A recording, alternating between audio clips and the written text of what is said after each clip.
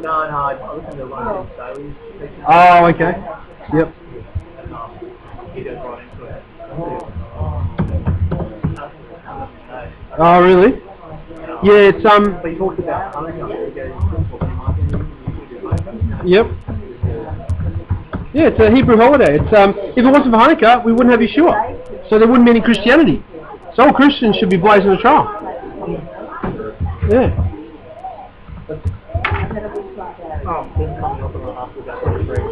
Yep.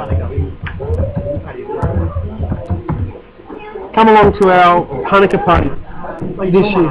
Yeah, you're invited. You and the missus, and see if you can bring the bubs.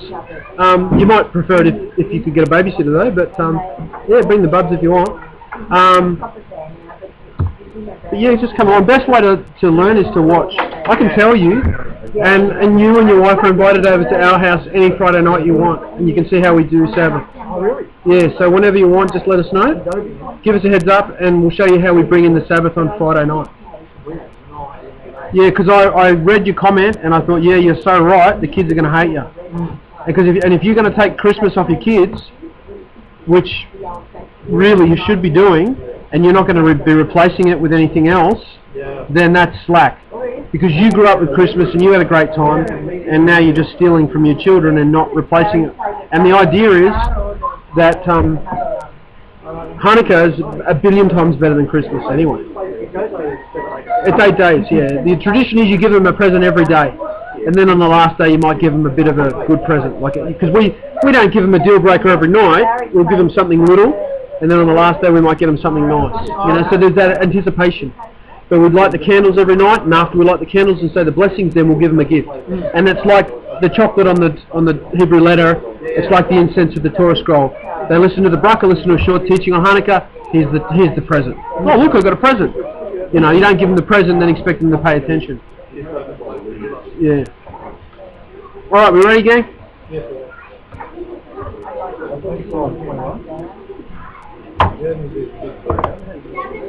Wait, something going to be short. Is that a good week? Are we not?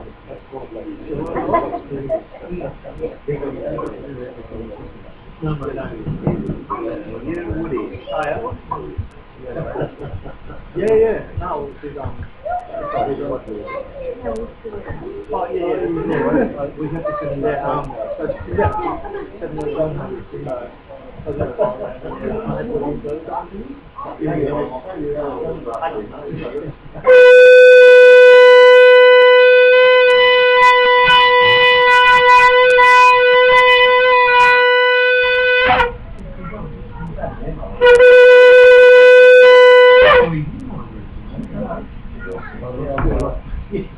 Baruch atah Yahweh Eloheinu melech haolam, asher kadoshanu b'mitzvotav v'tzivanu l'shmo kol shofar. Amen.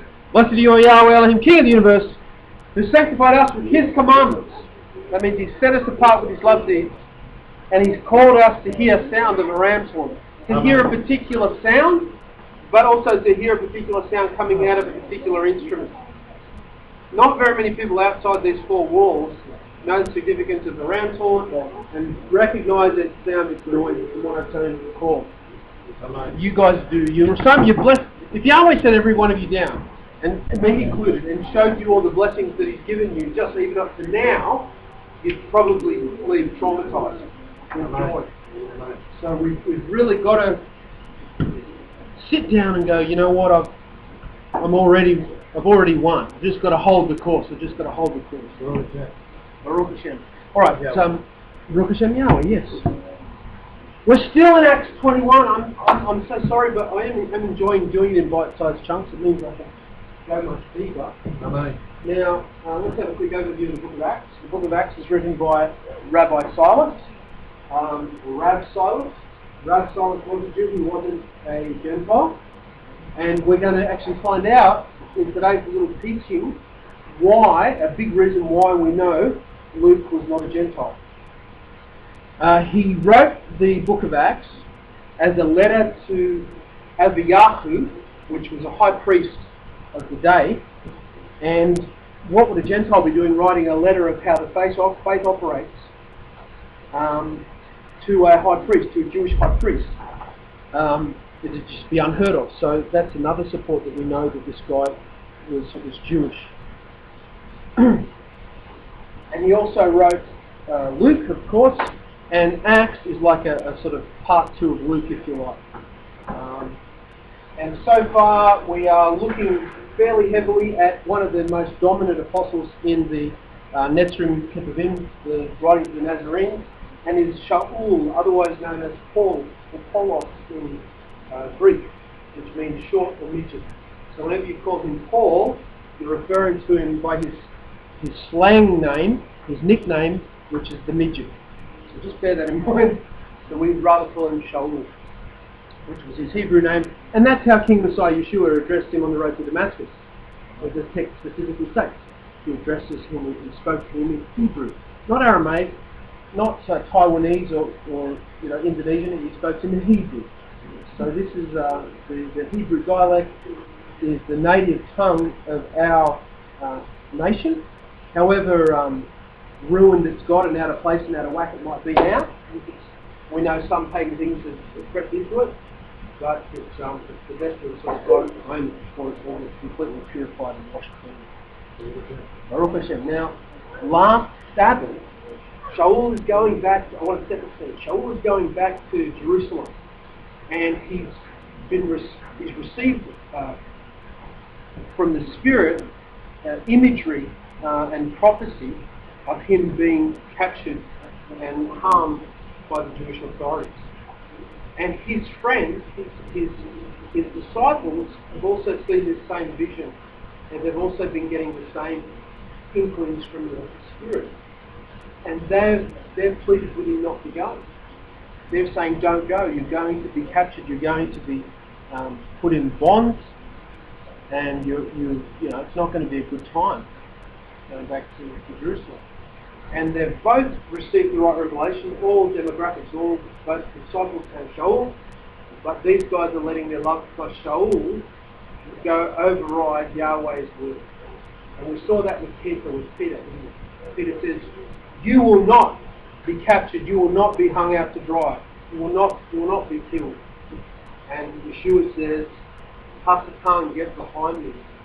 You don't have the concerns of the kingdom as your priority people. Work it out. Sort it out, mate. And that's a guy who loves Yeshua so much that he loves Yeshua more from a carnal perspective and the actual desires of the whole mission of Yahweh to play second fiddle to that. You've got to be careful of that. You've got to be careful. You might find there's a rabbi in this movement that you become so enamored with that you become more devoted to him than you are the actual message itself. Don't have the mission as the highest priority in your life. What's the mission? To sift Israel from the nation. I said to David last night at Torah study, he was talking about, he's transitioning in his life and so on and so forth. Most of you guys know about that. And I said to him, I said, all you need to do is to do whatever you need to do to make your sifting of Israel more effective. If that means you need to get a wife, go and get yourself a wife. Whatever it means you to do. It might mean go and get a new pair of shoes. I don't know. But if it's going to make you more effective to be a sifter and to be a signpost, and it's lawful, go and do it. Bingo? Yeah, bingo, whatever. You need to go and play bingo once a week, and that generally helps you think a lot more clearly and be a lot sharper, whatever it is, to make yourself, obviously, it goes without saying that Torah study is the main thing that you're going to need to do, and pray at the present. Okay, please open your scriptures, please open your Bibles to Acts chapter 21, Acts chapter 21, verse 26. And now Shaul has arrived in Jerusalem. He has met with Yaakov HaZadik, James the Just, who is the Nasi or the president of the Sanhedrin, and he is the head of our movement. And they are greeting one another, and we found out that the sect of the Nazarenes has grown as the most dominant sect of Judaism in Jerusalem, and it's vastly getting up to be neck and neck with ancient Orthodox Judaism that doesn't accept Messiah in Jerusalem itself. So it's becoming a concern with the normal Judaic authorities that don't accept Yeshua. We're noticing too that there are some Nazarenes within the sect that are causing problems. They're either staunch liberalists that have shorn faces, they don't have big bushy beards, and they might dress like Romans. They're often popping up and giving the sect a little bit of grief. Or we have ultra-Orthodox, very strict Pharisees that have converted, and they're giving the movement grief too by introducing things like circumcision as being a requirement for salvation, as well as believing and upholding everything to do with King Messiah Yeshua. So we're getting flack from both groups. And in any Nazarene community, you will have the liberal people in the group. If it's a well-balanced group, you will have them. You've got the people that look a little bit still like maybe Christians, and you've got the people that look a bit like the Orthodox Jew in the group. But the idea is it's not a problem to have those two demographics here. We just have to make sure that it's all harmonious. Because there's two different types of people, and we need to have two different types of people here to accept what might come into the fellowship. Right. So chapter 21, verse 26, they've just had some pleasantries, and James is saying, Yaakov is saying, Shaul, we've got some men coming off the end of a Nazarite vow. Can you please pay for their offering? And can you please join in them with this process? Because there's rumours going around thick and fast that you don't uphold the Torah, and this will put pay to those rumours if you go and do this and actively go and do it and shave your head and do all that stuff that's related to taking a Nazarite vow. And we talked about the Nazarite vow last week. I don't want to get into it again. Do you want to ask me about what a Nazarite, come and talk to me and normally have something to do? Okay. And so he's going off to do it. Then Rav Shaul took the brothers on the following day, and he went with them for purification, and was entering the temple, giving notice of the completion of the days of cleansing, until it was offered for each one of them a korban, a sacrifice. So the question might be, well, Jason, what if I want to take a Nazarite vow today? What do I do when I want to complete that vow and I can't bring an animal offering? Well, you just come to the congregation that you're attending, and you present an offering, whether it be in monetary form or be in some other form. It might be fruit, it might be food, whatever. So, of course, you can still bring an offering, and you can work out that it might be the rough value of whatever the value is for bringing the offerings for the commencement of the Nazarite vow. Whatever that is, I don't know. I'd have to go and look at it myself. Right. I mean, the offerings that were made were animal sacrifices, Rav Shaul paid for. There he writes, and this is now quoting from elsewhere, I think it's from Romans, for though I am free from all men, I have made myself a servant to all, that I might win them all. To the Jews I become a Jew, that I might win the Jews, and to those who are under the law, as under the law, that I may, but to those who are under the law, as I under the law, that I might win those who are under the law. And he uses the term under the law about 10 or 11 times throughout his letters. And he also uses a similar phrase, not under the law, but what's the other one? The other phrase he uses almost as much. I'll come to you in a second. Now, what he's saying there is not saying that I'm going to be anything to anyone, and I'm just going to throw the Torah to the four winds. If I come up to guys in a bikie gang and I'm going to start swearing and hanging out and chewing tobacco and spitting and stuff, it's not that at all. He's going to try and posture himself to appease people, as it means winning over people into the kingdom. Shaul's priority in life, even above and beyond his own health and own well-being and survival and actually living and breathing, sucking on oxygen, is the restoration of the kingdom and sifting Israel from the nations. That's his priority in life. He wakes up in the morning and goes, bang, that's what I'm doing. However, the best way I'm going to do that, I'm going to find it and I'm going to do it. He's very task-orientated. But he loves people. He's not just ticking boxes. He loves, you can sense his love all the way through. Just because you're task-orientated doesn't mean that you necessarily mean that you just want people to do everything for you and get things done and get a ticking block. Rabbi Shaul consented to the instructions of Rabbi Yaakov and paid to complete the animal sacrifice requirements of the full Nazarite vow, for proving his loyalty to the kingdom of Yahweh. You have a Christian friend that comes to you and says, listen, I don't see the Torah. You can take him to Acts chapter 21, and you can take him to, let's say, verse 11 through down to verse 26 or 27. And you can read through that with him and say, look, this is Shaul. He was rumoured very heavily to not be an upholder of the Torah. If he wasn't an upholder of the Torah, he would say to James, listen, I respect you're our leader, but I respectfully decline. I don't want to do that, please. So what else did we just learn about Shaul? Shaul is obedient to earthly authorities. He's obedient to the Ruach, He's doing exactly what the Ruach tells him, but it's not in contradiction to what the earthly leaders in the ministry are also telling him to do, is it? So just because you have these people that go, I go by the Spirit, I don't have any man tell me what to do. And I tell them, and you guys have heard me say this a million times, it's like a soldier in Afghanistan trying to ring the President of the United States and ask him what the manoeuvres are for that night. He speaks to his commanding officer and he'll tell him what's going on. And his commanding officer is in rank and file going all the way back to the President. The heavenly kingdom is no different. We have Yahweh at the head, we have Mashiach at his right hand, we have a hierarchy of angels that goes down into the earthly realm, and men of great authority, all the way down to a shamash, which is to a servant, to a lay person, to a person that's just on page 1 that's walked in the doors. So there's an authority that we have to show was always obedient to authority. He was obedient to authority when he was against us. When he was against us, he wouldn't go to Damascus until he got a written letter telling him that he could do it from the high priest at the time. Then when he joined our ranks, he stayed in Damascus for 3 years to get his head straight with our theology. 3 years, that's a long time. And then he went and presented himself before James and all the big disciples with Benavi vouching for him and going, this guy's on the level, before he really started to do anything massively effective like what's happening now.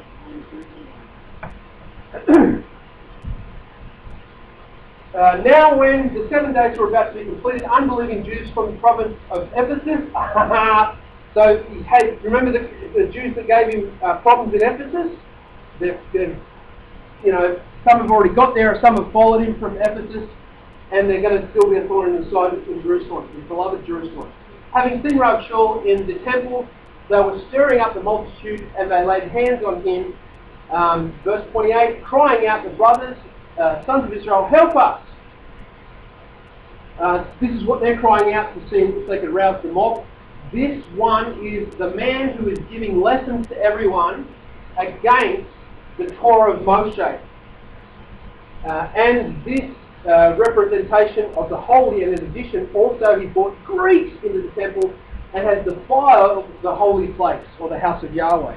Now there was a sign from the woman's court going into the next sort of court, from the woman's court into there was a court of the Gentiles, there was a woman's court, then there was an inner court, and it was a sign saying, you go past this point, and you're not an Israelite, you'll be killed.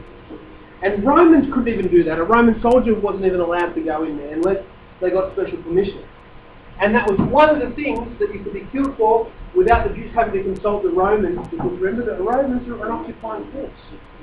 The Romans had 600 men garrisoned there, and we're going to see them come in shortly. They're going to come in to the scene shortly. Now this is in brackets, it means it wasn't originally part of Scripture. Is it still correct? Yes. There's another thing you need to work on. You will find passages in the Scripture that weren't originally in the documents, but they were added later, and they still became part of Scripture. They were solidified in Scripture. It might have been written a month later, after the letter was originally written for clarification. It might have been written years later. But it's still okay. It doesn't necessarily mean it's poppycock. And for they had previously seen Trophimus, the Ephesian in the city, with Rav Shaul, and they had jumped to the conclusion and made the unwarranted assumption that Rav Shaul had brought Trophimus past the barrier of the holy precinct into the Beit Mikdash, into the temple. This is why we know Luke is a Jew. Because if Luke was a Gentile, Luke's name would have been mentioned as well, because Luke's with him at this time. He's his chronicler. He is writing his chronicles, isn't he? He's writing down all this stuff. He is the scribe that follows Yeshua, follows Shaul. All of us have an angelic angel that is following us every day of our lives, writing down everything that we do. Isn't that interesting? Think about that next time you want to get up to mischief.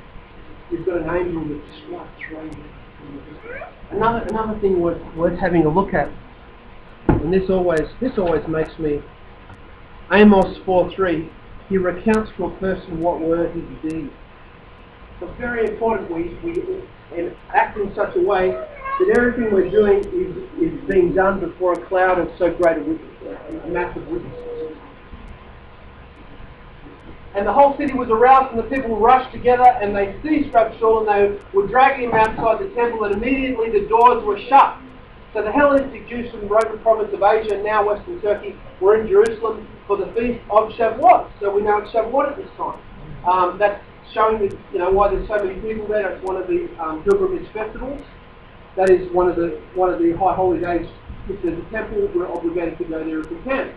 They know Rabbi Shul, and when they saw him in the temple, they stirred up the crowd and they attacked him. You've got to be careful. The enemy is always stirring up people against us. Korah, the night before they went to offer the fry pans in front of the tabernacle with Moshe, it was said that Korah spent the night.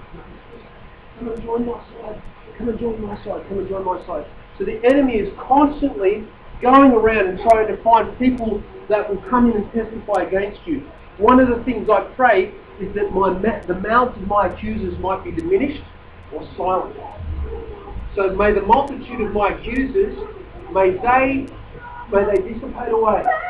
And may I find favour in the eyes of all men, and may my supporters be multiplied.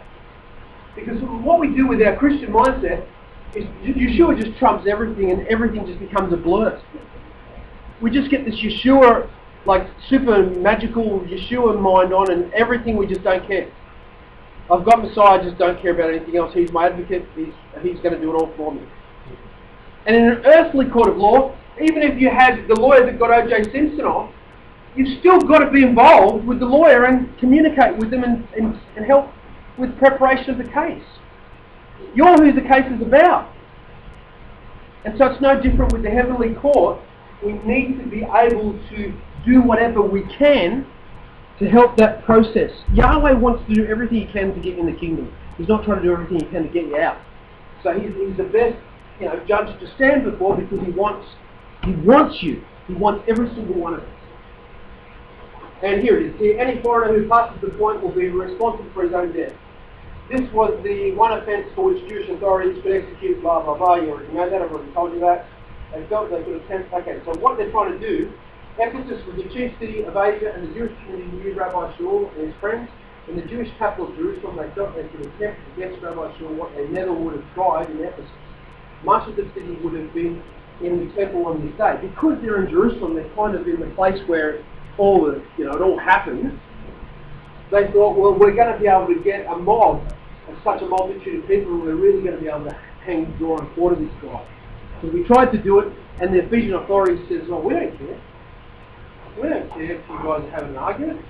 That's why Yeshua would have never been executed. He would never have been executed, and the Roman authorities would have had no interest in Yeshua's proclamation that he's the Messiah. The world don't care if somebody comes up and says, I'm the Messiah. What the Romans were concerned about, that he was going to be a king, and he was a descendant of David, and he was going to ascend to the throne. That all of a sudden became a political issue, didn't it? And so here they're trying to think, well, there's a lot of Torah type stuff. Here it's the sort of the melting pot of where all this stuff happens. We're easily going to be able to get enough people to grab this guy and hang him up. So the mob would have included many Jews who had believed King Messiah Yeshua. So some estimate well over 50,000 Messianics were living in Jerusalem at the time. 50,000, wow. It is interesting to notice no mention of any attempt among the Nazarenes to assist Rabbi Shaul or stop the beating. Have you ever thought about that? Where's James? Where was James when Stephen got stoned? This guy's hopeless,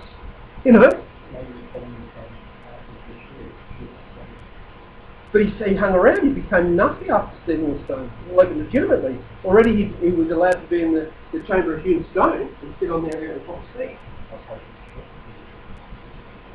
Yeah, that's true. But James never ran. James stayed there after Stephen was died, and he's still there now. And he's still there now while this is going on. So we can see here to a degree there's Netzarim on Netzarim violence. And I hate to break this to you, but if you stay with us any length of time, you may strike up a dispute with somebody here. We're not perfect. Every good family has family issues, don't they? But I just encourage you all today, if down the track we have issues come up, don't let that be a deal breaker that makes you go off and go back to the church or stop being a believer. Stick with it, because we'll have times in this fellowship where we're riding on a cloud nine. And everybody wants to come in and join when that happens. So when things are kind of a little bit in the low, then there's that oh, well, I don't think I'll bother today. Stick with it. It's the same as marriage. It's the same as being brother and sister. I love you, darling. Let's get back on this, shall we? Yeah, quick. This may have been judged by the Messianic Orthodoxy as a fight amongst the Hellenics, which they were not fond of. This disloyal rejection must have wounded Rabbi Shaul's spirit more than the physical beating wounded his body. So Shaul would have, these are the Jews, these are his own, and he's in the city of Jerusalem, and look what's happened to this guy.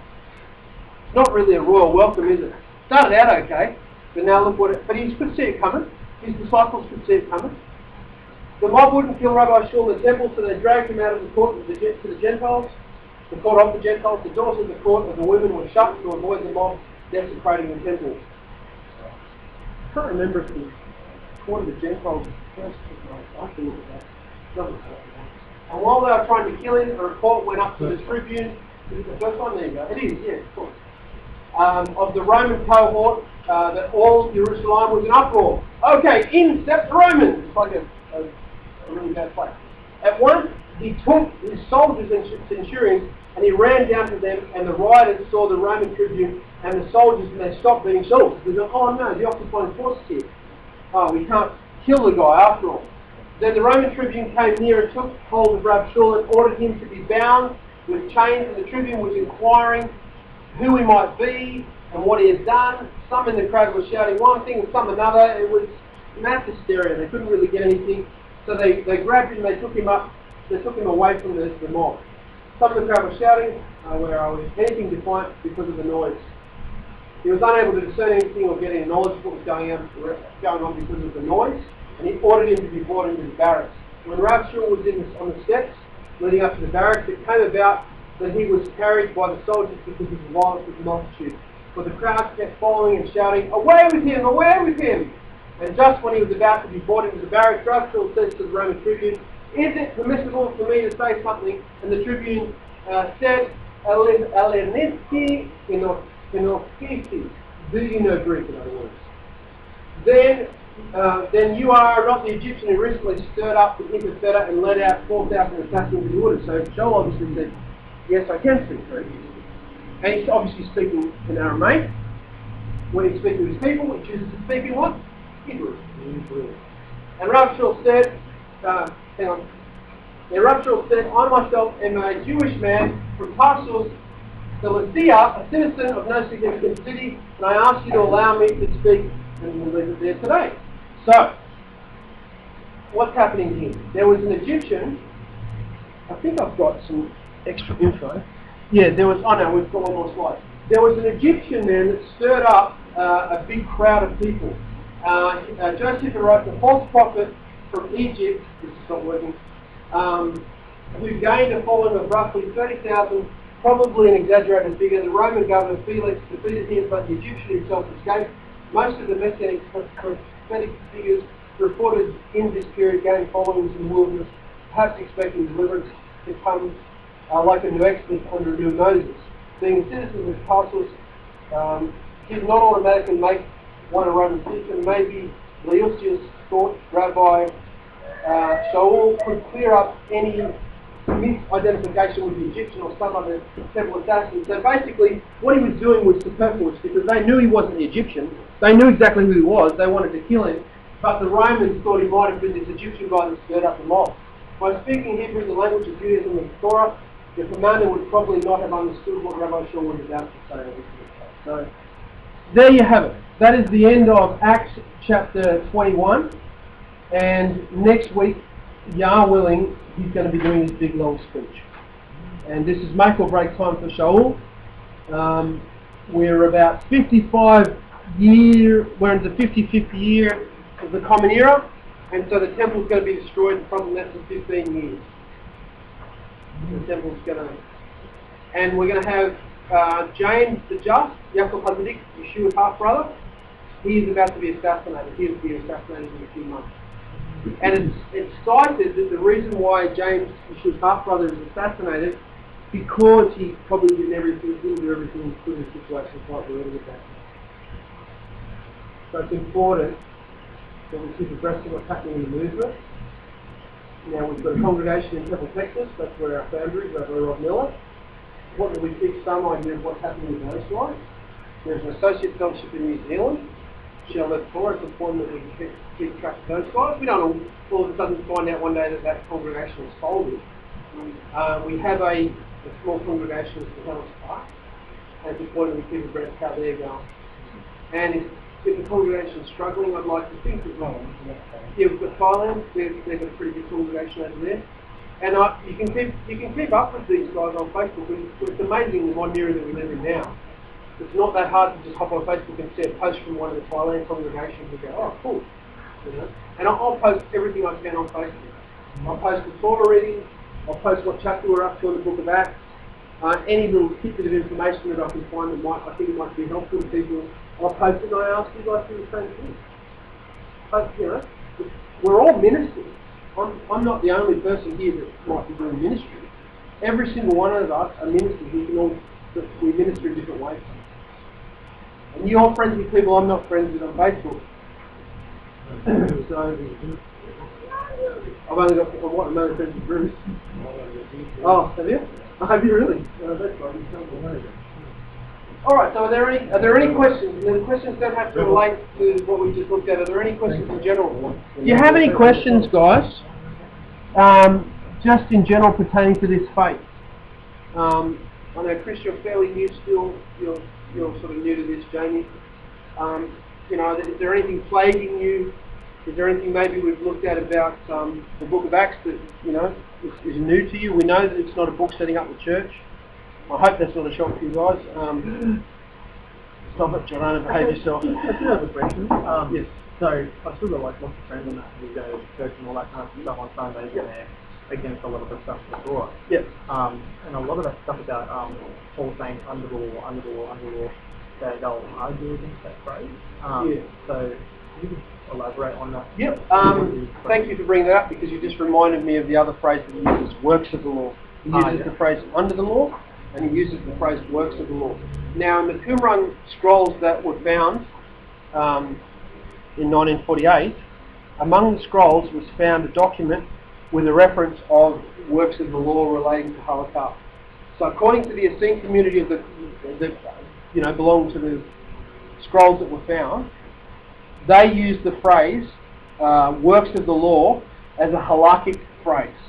So if I start to talk to you about what you do on a Reb Shabbat, what we normally do on a Reb Shabbat, lighting the candles, doing a blessing to usher in the Sabbath, that's all halakha.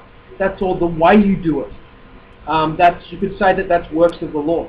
Now Shaul, he didn't use it like that though. He used it as being something that's diametrically opposed to grace, to Yahweh's unmerited power. Grace is not unmerited, is not mercy or unmerited favour. Grace is unmerited power. Unmerited favour is mercy. So most Christians, when they say we're under grace, they really mean what they really mean to say is we're under mercy. They don't have a clue. All they have to do is open up their Strong's Concordance, and it says it's unmerited power to do Yahweh's will. It's power that you don't merit to be able to wield, that you get anyway, whether it's healing, whether it's being able to be a witness or whatever, that you don't deserve, but you get anyway. Mercy is mercy. Rakamim is mercy. Chesed is kindness. Chesed. Thank you. So the Shaul uses it in the context of people that basically are justified by actually observing the Torah. So what happens is you get one person that's legalistic, one person that's doing the Torah out of love. You have a look at both of them doing this thing. Now they look the same. And this is what people have trouble with. There's a guy here, I can tell you right now, absolutely unequivocally, this guy is doing works of the law out of legalism. There's a guy over here who's observing the same Torah, exactly the same Torah, but he's not doing it for those reasons. Now, it'll become apparent when somebody's doing it for those reasons bad reasons when you get them in conversation. When you engage them in theological conversation. And then they'll see things that are ticking the box. And I needed to talk about it today. I'm so glad you asked that because I am going to talk about it now almost forgot. Let's say you have somebody who's got a minute to live. They embrace King Messiah Yeshua and they have a minute to live. If everything was based on works, they've only got a minute of works to look as their gauge of how righteous they are. Now if somebody lives for 80 years, they can potentially do 80 years worth of good works. That's why on a Peshat level, on a basic plain meaning of the thing, works of the law, you can't be justified by works of the law, because what if you've only got a minute to live? Then you've only got a minute. Who can do a solid work of the law in a minute? And you go and you stand before the heavenly tribunal and they go, look, you've done nothing, buddy. Look at this guy. Yeah, but he lived 80 years. Yeah, but that's beside the point. So it doesn't work. Just practically it doesn't work. So you don't get anything by accruing a Torah observance for its own sake. What you do get is that you have the love of Messiah and you know what pleases Him. And you have that knowledge that you know what you're doing is pleasing Him. Because you could be doing something else. But you're knowing what you're doing is pleasing Him. There's nothing wrong with halakha of these things that aren't in the Torah per se. It's all about execution. A lot of halakha, a lot of stuff that's traditional, it's not that it's bad, it's just an actual execution of observing the Torah. You can execute it in various ways. An Ashkenazi community may execute a bit of Torah differently than a Sephardic community. When you get a book on how to play cricket, the rules of cricket, you don't necessarily have a chapter on how to do a spin bowl. It just tells you this is what you can do as a bowler and this is what you can't do. Then when you get guys learning how to play cricket, they'll develop spin bowling to get the batter out. And that's halakha. That's what's the best way I can... You ask me it through the week, what do I do on the Sabbath? The kids are going to grow up hating me because we just sit around at home and do nothing. You're absolutely right, the kids are going to grow up hating me. And if you take Christmas off them and don't give them Hanukkah, they're going to hate it. And nothing they should, I think. Because you got Christmas and you got heaps of presents and now you're robbing from them. And you shouldn't do Christmas. Christmas is an abominable thing. If I took you through step by step what Christmas is all about, you wouldn't touch it with a barge pole. But Hanukkah, and it's basically there to drown out Hanukkah. Imagine I'm Christmas. Hey, look at me! And that's Christmas. Now Hanukkah's over here and it's a light shining.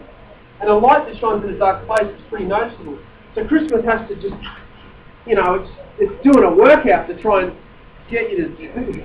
And it's working on the whole. We did that song today, that new song, and it said Satan wins most of the time. And I thought, oh, that's not real crash hot line, but it's true. Satan does win most of the time, isn't it true? Put up here, like, Satan wins most of the time with me. But we'll win ultimately. We'll win ultimately. It's the last battle. And it's the fact that you keep winning the ground back that Hassan doesn't like. It's not the fact that you've done something wrong, you've admitted you've done something wrong and you get it right. Cain, imagine if Cain said, oh, I've stuffed up, I don't even want to live. I can't believe what I've done, it's terrible. What if Adam and Hava said, we can't believe what we've done? They ran out to meet Yahweh with the fig leaves on, and they said, we have stuffed up. They ran out to meet him, they didn't hide. We have stuffed up. Imagine how it would have changed if they'd have done that. They still did the sin, but imagine if they'd have accepted it as their own and gone, we have failed. It would have been totally different, I believe. So that's under the law. Now you've got to read Shaul. In a King James Bible, there'll be breaks in the text. And it'll break in places where it sounds like it's against the Torah. But if you read the next segment in the break, you'll say words like, certainly not. You've got to be real careful when they use their King James. They'll read it and they go, and then you go, hang on, let's read the next bit. Because in some books of the Bible, the Gentile has broken the text up. Books like Revelations, books like Genesis, books like Psalms, they still have the breakup that's according to the Jewish way that they broke the text up. But some books aren't. And the Gospels, I'm afraid to tell you, the Gospels are the ones that have been kind of tampered with the most, with having strategic breaks in them, and a lot of books are naturally interpreted in. Because they want you to end there. They don't want you to read the next line that says certainly not. And if you, and it's good if you can get yourself to a point where you can argue your case with Torah and just stay with Paul's words. Don't go to the Old Testament because then you'll lose them because they don't know what's in the Old Testament. They think it's a bunch of stories that really are archaic and you have an appreciation for and they're like antiques. So don't go there because they're not going to know where you're taking it. Stay with Shaul and just argue your point with Shaul. If you argue from Galatians. Galatians, always they try to use Galatians to beat us up. Stay in Galatians then. Because the newsflash is, Galatians is the most Torah observant book in the scriptures. And so if you can argue your point from Galatians, and you can, you're doing it fantastic. Because they'll back off then and they'll go, well, we can't even argue using Galatians. You know, just way around Galatians too much. But if you read Galatians fluently, in context, it's one of the most Torah-supported books in the writings of the Nazarenes. But if you take sound bites, that's the only way a Christian can attack you, is firing off little sound bites. And if you can grab that sound bite and then immerse it in context, they'll either get angry or they'll go, yep, you're right. But listen, if you can see they're going to get angry, it might not be worthwhile. If they're your friend, you know, if you can gauge that you might have a chance with them, then do it. But don't let it go pear-shaped, especially with family, because they're family. That's your parents. You've got to still respect your parents. They should respect you and respect your decision to follow whatever religion you want. In turn, you've got to, if they give you a Christmas card, hang the Christmas card up, because you're going to expect them to hang your Hanukkah card up if you send them. You know what I mean? So you've got to have common sense with it. You can't be just my way or the highway. David, did you have a question? I hope I answered that. Did I answer that, or did I? No, really good. Yeah. Right, cool.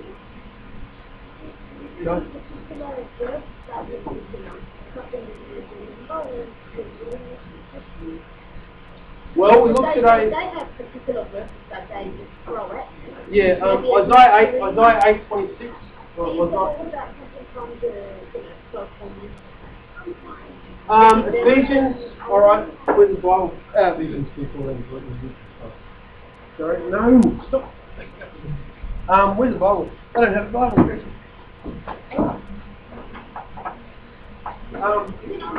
Turn to Ephesians. Turn to Ephesians 11. 2:11. Sorry. Ephesians 2:11.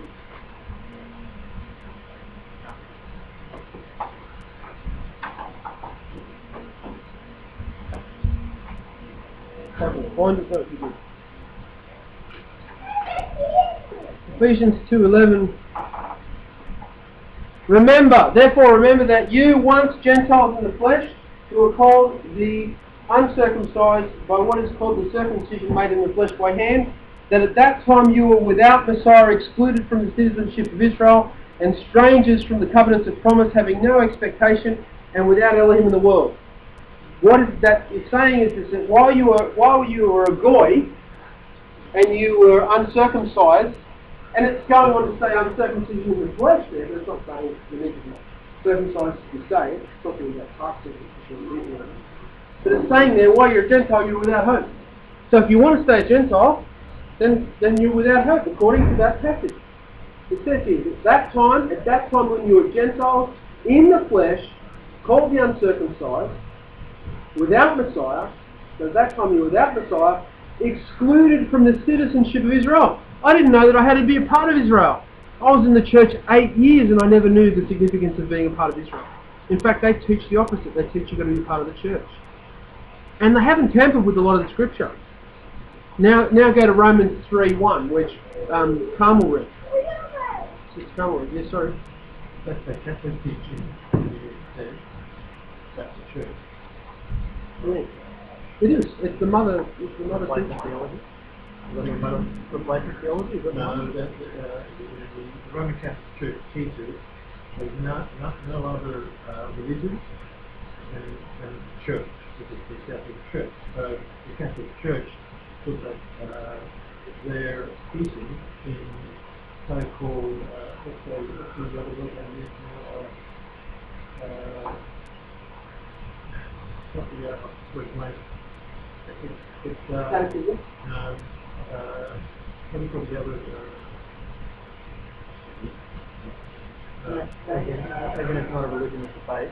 No, it's a faith, yeah, because you've got the Catholic Church and you've got like the Church of England. Like, well, the influences came from the Catholic Church. That teaching that Jason just said, that came from the old Catholic teaching that the only church is the Catholic Church. So they put that teaching in the Protestants. That's what it is.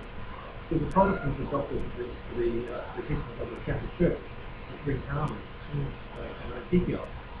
So what our elders just said to us here, that teaching came from the Catholic Church initially, and it's in the book, in the text of the Catholic Catechism that teaches that line is to the Protestants and from Antioch. And prior to that, this is all coming from the Church of Rome. So, sorry, Joe. No, that's okay. So go to Romans 3:1. It says, then what advantage has the Jew? What advantage is there in circumcision? Christianity teaches that circumcision is a legalistic act. Some teach it as an act of being cursed, like a mark of being cursed. But Shaul is quite clearly saying here that there is advantage in that point. And he's often wheeled out to be somebody who's against flesh circumcision. But here he's actually saying there's much advantage. And I explained to that earlier today. I explained that what is the advantage of being a Jew, and there is an advantage. It's if you want to see what with somebody who doesn't know Torah but believes in King Messiah Yeshua, and somebody who knows a lot of Torah, they've both got the same salvation, but one walk is a bit more refined. Do you know what I mean? And so this guy who knows no Torah, but has just as right zeal and desire to please Yahweh and have knowledge of Yahweh as the guy that knows a lot, he loses nothing. He's in no worse situation. That's why you go on to read it says, so is a Jew better off? And then it says, well, no, they're not. And so anything less than that would be an environment created by a cruel creator, and it's every man for himself. Survival of the fittest. If you wanted to really do a whammy on your enemies, you'd kill all their babies and all their children. You know, I mean, before they're fully formed of anything. So, or a youth, that, or you'd actually keep them in ignorance, which we see in the Dark Ages. That's why it's called the Dark Ages, because the truth was just gone into so much exile. Yeah. So the idea is somebody who doesn't know Torah but still lives a righteous life. His example is Abraham, who began as a Chaldean.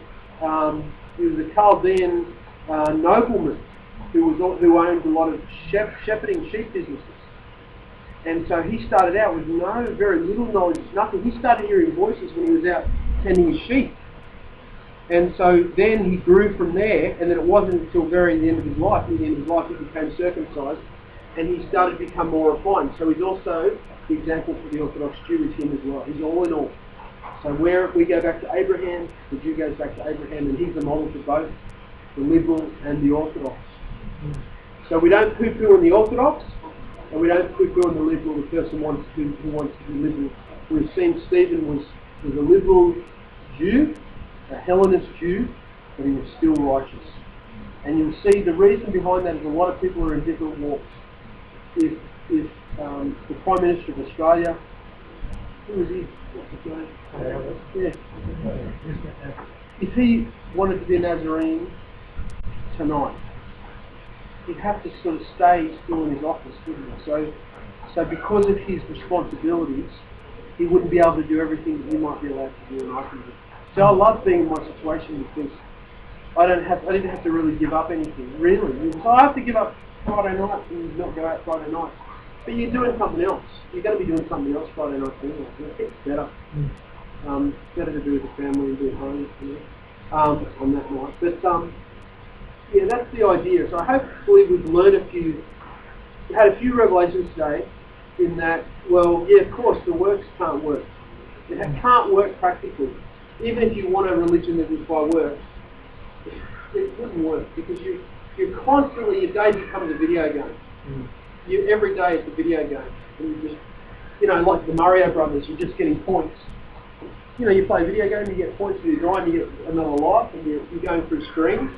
That is literally how your life will become. So it's not about ritual, it's about relationship, but ritual becomes what you end up doing in that relationship. With your wife, you have a ritual every day in your home environment. If you do, you have dinner at the same time. You go to places maybe regularly. Your washing will get done. Clothes will be washed regularly, religiously. Your bin has to be put out. Food has to be cooked. Your whole life is about religion. It's about routine. But you wouldn't say your life is legalistic and ritual. It's about relationship. But as a product of that relationship, ritual ends up being the thing that follows in the wake of that.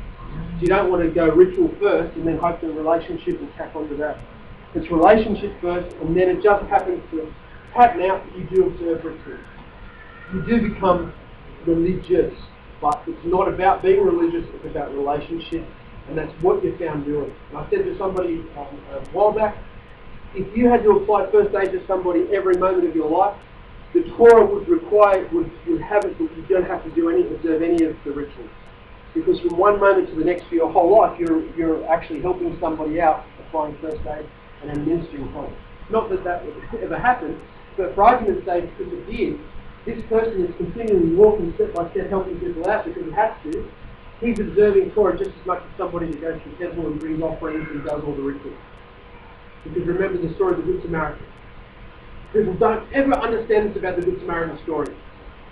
These three Jews, they were observing Torah before they walked past the Samaritan. They weren't watching the footy. They were observing Torah before they even came across his laying there. And that's what we should be doing. If you're doing Torah, you're doing a ritual, you're on your way here to Sabbath, there's a car accident and somebody quite obviously needs your help, you need to pull over and give them a hand and just maybe if you've got 5 seconds, bring some thoughts, you're going to be late. And that's where you should be, not here. If that doesn't happen, you should be here. And that's what people never see about the Good Samaritan story. That always goes over their head. These guys were going to the temple for pilgrimage feast, and that's what they should have been doing. There was a guy there that needed help. Oh, I'm going to give this guy a hand. Is that so hard to work out? No. Joshua can work it out. Liam can work it out. The kids can work it out. So that's sort of basically what it comes down to. Don't get sort of wrapped up, and be careful not to get wrapped up into debates, because you will get Christians that are very clever, and they will try and trip you up just to win an argument. And you've got to be able to discern whether this is going to be.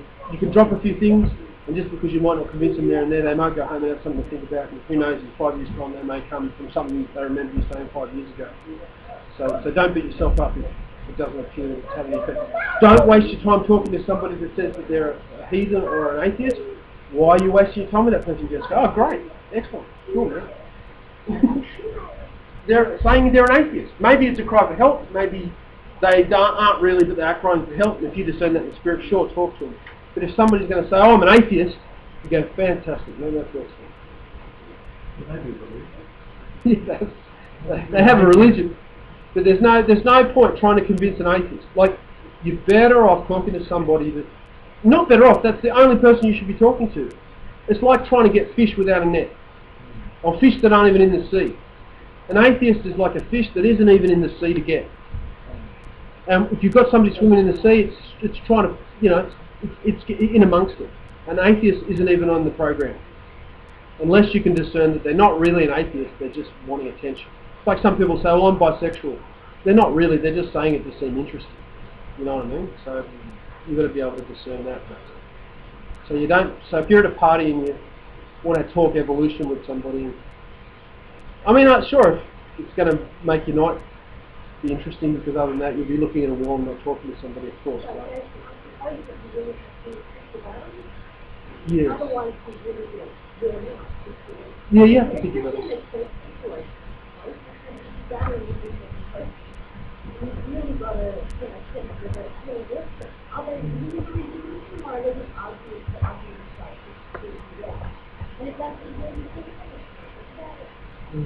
But they are genuine people in Christianity, so that's really not wrong.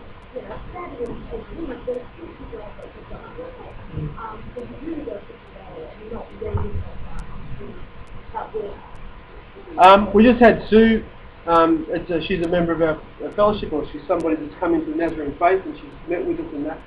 She sort of queried something that I said in terms of being somebody that can meet with a group of people and do things together as a community, I just want to clarify that some people are going to be in situations where they are isolated geographically and through no fault of their own. They've just got no one else who is doing the same thing as them, and they've looked high and low and they can't find it. Just because you're not in a situation where you can meet with people you can touch and feel and talk to, doesn't mean that you're giving up. It doesn't mean that you're throwing caution to the winds and you're not worrying about things. It just means that you do the best you can do, and internet's a fabulous technology to be able to utilise to connect with people with other congregations if you're in Antarctica or somewhere like that. So please don't think that just because somebody might not be able to meet on high holidays or on Sabbaths, that I'm writing them off. I'm not. There are people, you could have somebody that's in hospital in traction that can't even move. But you certainly have a lot. What I'm noticing is there are a lot of people in Australia, because this is a big island, there's a lot of people that just don't live anywhere near a community that keeps for us. And you might find that the best thing to do is to keep going along to your Seventh-day Adventist church every once in a while, just to basically keep some normalcy there. And there is some things that, I mean, a good Christian sermon will be a good moral teaching. The best that a Christian minister can do is take some of Yeshua's words and give you a good moral message for that day. And that won't return to you empty handed. That's good for you. They can't really, have you ever noticed that? They'll only ever teach a teaching that's moral message based. They can't go anything beyond that. Because if they do, it opens up too many cans of worms. Remember the Good Samaritan. This is another verse you can go to, where Yeshua addresses the Good Samaritan. Somebody who is of a religion that believes that they follow the same God as the Jews. Yeshua says to the Samaritan woman, "You Samaritans don't know who you worship, for we know who we worship, for salvation is of the Jews." Wow, that's a crazy line coming out of the Messiah. And so that's another verse in the Piercing audience. Yes, it is. I hope that I've kind of made myself sort of clear on those issues, and I've answered all questions. I do have a tendency to pussyfoot and ramble on and get off track. Sorry, I thought it was that. In case you haven't noticed. Thank you. David, did you have anything? Oh, no. He's not quite. No, I said you can talk about it. Oh, that's Talk about Christmas. Yeah, no, you point out that James actually is, I couldn't just say secretly, is going to this, and still not think so, still not one of the five, the top of the people. Oh, who's this? That's going to be, James the Just, yeah. And the suggestion that it was because he didn't give enough support to Paul and Stephen. I'm uncomfortable with that, but I'm just letting you know that there is commentary out there that is of a fairly authoritative degree that muses that it's possibly because he didn't come verbally or otherwise to the aid at certain times at key points within the movement, that this may have been something that contributed to his assassination. He was still a righteous man. He was still somebody who was revered in Judaism and was revered in our sect as being the Zadik of our generation. So at the end of the day, he's still a Zadik. But that doesn't mean the Zadik is without sin. Without doing, without that concept of doing something wrong. But it's really only speculation by people who are more learned than me. But I thought I would just at least mention it. Rabbi mentions it, so I figure I can assassinated him? With the high priest, the different high priest. The high priest at the time. See you soon. He was actually a relative of Annas. Obviously, yeah, I was and he actually, couldn't go through the high priest actually wanted James dead and killed him. Yeah. I absolutely don't question that they were the motives for his death, in saying what I said before. I don't think that necessarily contradicts. That's just happened to be what the motives were. What I make though is that Paul did seem to operate independently. So there's a long way away. He's on a different continent a lot of the time. He did seem to operate independent from what was happening in Jerusalem. Perhaps James might have been justified in saying, I think the advice he gave to Shaul was good. I think it was good advice. Now Shaul always operated within the jurisdiction that he was allowed. Now he appears that he's operating independently because he's so active. He's so like he'll get stoned. He'll get stoned, and the next day he'll walk by foot to the next city. Now, if you read carefully his journeys, he's always checking in with the hierarchy. He's always going back to Antioch to make sure Antioch's okay, and he's sorting out disputes. And when the dispute became so out of control, he ended up going back to Jerusalem to get higher authority there to go back and settle it once, because that's when they got the Diduce. Now, once he started travelling around the Diduce, because he was a sent one, the idea of a sent one is that you're sent deep into the environment, into the wilderness. But he does go back, he even brings back aid, as we read in this chapter. He did bring back, monies and so on and so forth to help the community there. By that time he started to struggle. But you do constantly see him go back to Antioch, which is the base of operations. The Nazarene community is largest there. He's constantly going back and sorting arguments out there. And every town he's going through, he's appointing somebody to be the head of the congregation, and he's appointing 3 or 4 people underneath them to start their own congregation, then he moves on to the next one. And then you see him go back and check up on, see how that's going. So be careful not to misconstrue his routine, how jam-packed it is, with being independent. He had Ben-Navi with him for the first half of his ministry until they parted ways, and then he had Luke, Rabbi Silas with him, who was the scribe, for the next half. So he was always operating in a group. Shaul's group would have consisted of around between 5 and 10 individuals. So you've got to remember, when we're reading about things happening to Shaul, he's got between 5 and 10 other guys with him all the whole time. There are his attendants, there are people that are chronicling what he's done, like the Lucius, Silas.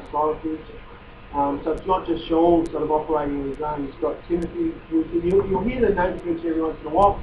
We mentioned Thermopolis, or whatever his name was, that was rumoured to have been brought into the temple beyond the court of the Gentiles and the women's court. So you don't hear about him until then. So he's obviously with him, but the scriptures would read like that. They kind of only, it's a need to know. And our walk is like that too. Yahweh only speaks to you on a need to know basis. One of you guys might know something that I don't know, but I really do not need to know about. And it's to do with what's happening with the kingdom, or what's happening later in the fellowship. And it might just happen to be something that I don't need to know about. Or somebody else might not need to know about. I might know something that you guys don't need to know about. And you don't need to know it. And if you knew it, it'd probably cause strife. Nothing good would come of it. So just in response to that statement, I identify how he does look like he's working independently, but he's going back, he's getting documents of approval that are setting halakha within the Netzarim from Jerusalem. He's going and then teaching from this document. Prior to that, he was going back to Antioch, which is kind of point B. You have Jerusalem and you have Antioch, and they're kind of your main sort of areas of operation, your headquarters. And he's on top of that, he's backtracking back through communities. He even can't go into Asia initially. The Holy Spirit says you can't go into Asia. Then later on, he does go into Asia. And Ruach must have said, "Yep, you can go in there." But he just had such a sleep must have been an option for the guy. That's the only thing I'm figuring. But remember, when he did go into Damascus, he had a letter of approval by the high priest. He comes back here in this chapter. First person he goes to is the leader of our movement, and it's to check in with him, and he tells him to go and do something, and he does it. He's obedient. The guy is obedient. If there was any type of reservation that James had, or anybody in Jerusalem in our movement had, of how he operated, surely we'd read something about it there. But they were more concerned that he was teaching that you have to keep it quiet. That was kind of the thing, the issue that was popping up. It's still with us today. You get people to go, I believe that Shaul fought against the Torah, and it sounds so foreign to me. Because as you become more familiar with Acts and Shaul's ministry, it's like saying, somebody coming up to you and saying the sky's red. It's just, dude, just look up, it's blue, it's not red. So that's what happens when you don't study, and you read a few crackpot books about Paul of Tarsus, how he was such an evil guy, and you become knowledgeable in those books, and you don't actually read the scriptures themselves, or you end up loving sound bites. You get people and they're just sound bites. They just rattle off a few sound bites and make them sound wise. That's what happened in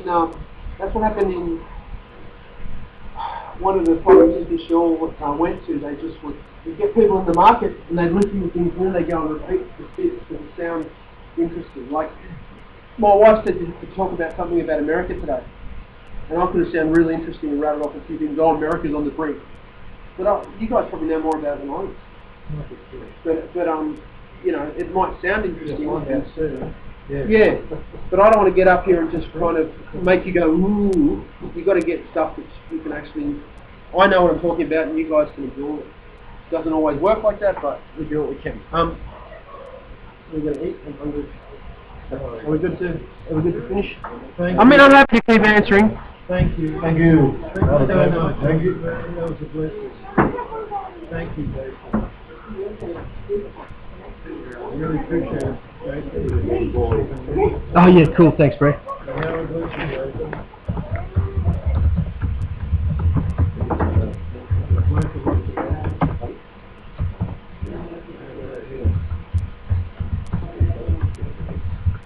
Thank you, Jason. That's all right. Thank you. Thanks, Sue, for tuning in. Thanks, Rui, for tuning in. Are you heading off? Are you going to stay for something? Yeah, no, thank you. No worries. Are you going to stay around for something? Or No, no, all right. Thank you so much for coming. Yeah, it's a big day. All right. Well, it's good to see you, Jamie, and please give my regards to your dad, okay? And just tell him, you know, still thinking of him. Hopefully, we might see him at a Torah study, the odd Torah study. Yeah. All right. No worries, bro. See you later.